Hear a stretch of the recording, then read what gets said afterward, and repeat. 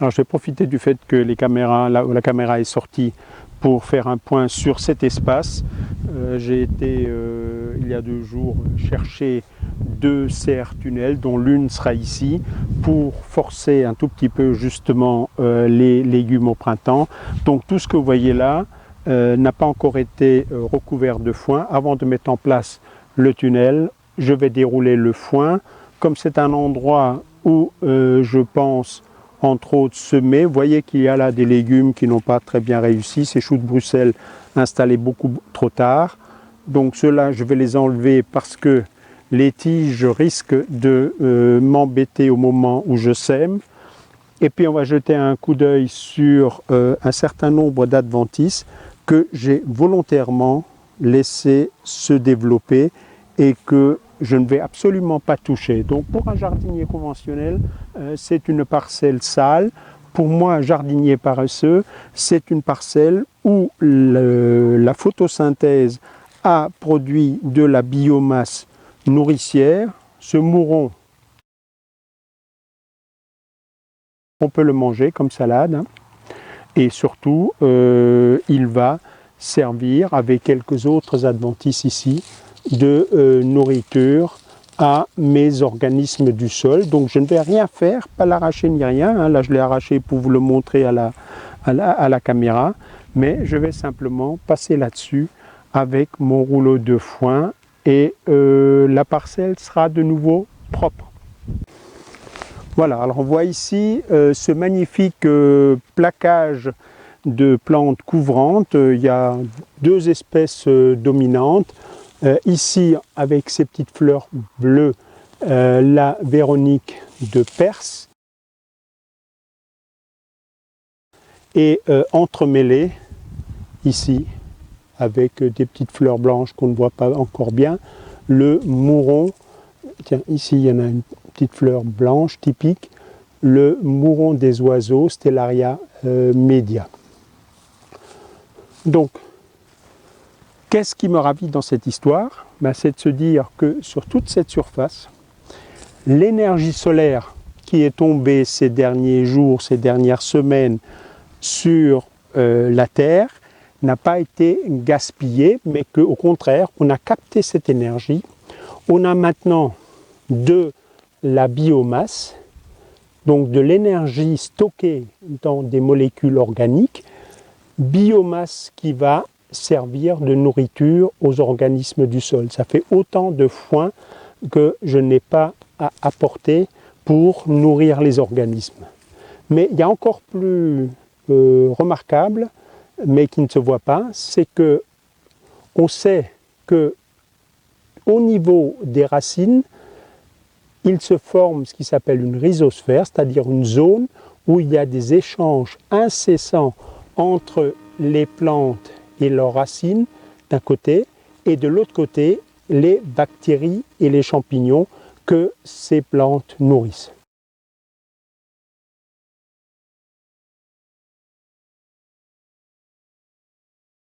Donc en ce moment même, quelques centimètres plus bas, ces plantes qui me captent l'énergie solaire nourrissent en même temps des micro-organismes qui me seront fort utiles ensuite. Et c'est autant d'engrais que je n'ai pas à apporter. Voilà pourquoi il faut se réjouir de la présence de ces plantes qu'on va appeler des adventices, au sens où ce ne sont pas les plantes souhaitées, c'était le chou de Bruxelles qui n'a pas réussi. Et donc se réjouir de la présence de ces plantes qui du coup deviennent utiles. Et donc je suis en train de voir comment je pourrais multiplier particulièrement ces tapissantes et mettre en place donc un semis de ces plantes pour contrôler toutes les autres qui du coup sont privées de lumière, tout en ayant la possibilité de cultiver à travers ce tapis des plantes qui ont un port suffisamment érigé, tels que ces choux. On peut imaginer des poireaux, on peut imaginer des aubergines, on peut imaginer des poivrons, on peut imaginer des plantes tomates qui pousseraient sous ce couvert permanent sans aucun travail et sans aucun apport de foin.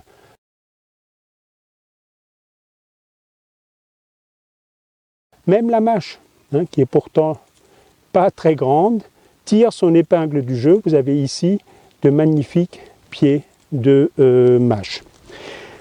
Voilà, donc ça, ce sera une évolution majeure dans ma façon de voir le potager du paresseux, c'est-à-dire de ramener moins de foin et de cultiver plus de ce que le commun des mortels appelle mauvaises herbes et que moi j'appelle mes auxiliaires, c'est-à-dire mes plantes photosynthétiques qui fabriquent de la biomasse, qui l'injectent tout seul sans que je travaille dans le sol pour nourrir mes bactéries et mes champignons qui, à leur tour, vont ensuite nourrir mes légumes. Tout ça sans que je ne fasse rien, juste pas faire la bêtise de nuire à tout ce système. Voilà, donc on verra ça, et donc la prochaine fois je pense que vous verrez cet emplacement, une serre qui me permettra de forcer un peu certains légumes. Et pour finir, donc un petit coup d'œil sur l'état de cette parcelle sur laquelle il y avait les tomates l'an dernier, si vous vous souvenez, et vous voyez que tout est resté en place. On voit à la fois le vieux foin et puis par-ci par-là des déchets de cuisine qui ont été balancés là-dessous. Les anciens pieds de tomates sont toujours là, des vieux pieds d'aubergines, etc. Et il y a quelques graminées qui ont réussi à passer à travers, que l'on peut voir de ci, de là. Et tout ça va être dans très peu de temps recouvert de foin. Et ici sera installé le deuxième tunnel pour cultiver les tomates à l'abri de la pluie. Voilà, alors petit zoom arrière, comme ça vous verrez l'ensemble de la parcelle. Ah ben non, je suis déjà. Voilà, on va remonter un peu pour vous situer tout ça. Cette petite parcelle donc qui est vouée à accueillir les tomates. Ici, on voit les déchets ménagers balancés par-dessus, donc le foin qui restait et puis les résidus de la culture précédente. Tout ça, ça se mélange. On s'installe également des adventices, ici des herbes qui poussent. Tout cela fait de la biomasse qui va nourrir les organismes du sol et n'est donc pas un problème quand on cultive avec du foin.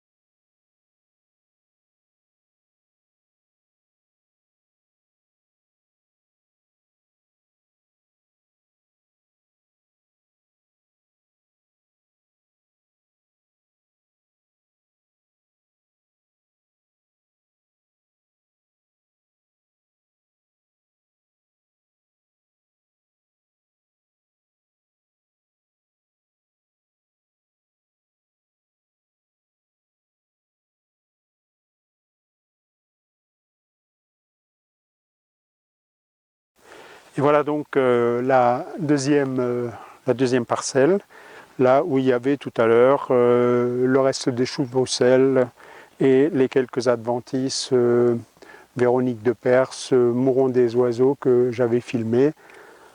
Voilà, c'est propre, net. On attend la pluie qui va tasser un peu le foin et ensuite on pourra couper des sillons, ouvrir des sillons et semer directement. Entre-temps, je vais essayer de mettre en place l'infrastructure de la serre. Voilà, donc vous avez vu l'opération majeure de la phénoculture, dérouler le foin et légaliser un peu. À une prochaine, je ne sais pas encore ce que ce sera, si la mise en pot, la préparation des pots pour préparer les plants, c'est maintenant ce qui est le plus urgent, donc utiliser pour cela la chaleur qui s'est accumulée dans les châssis et gagner du temps, préparer ce qui sera mis en place lorsque le sol se sera réchauffé.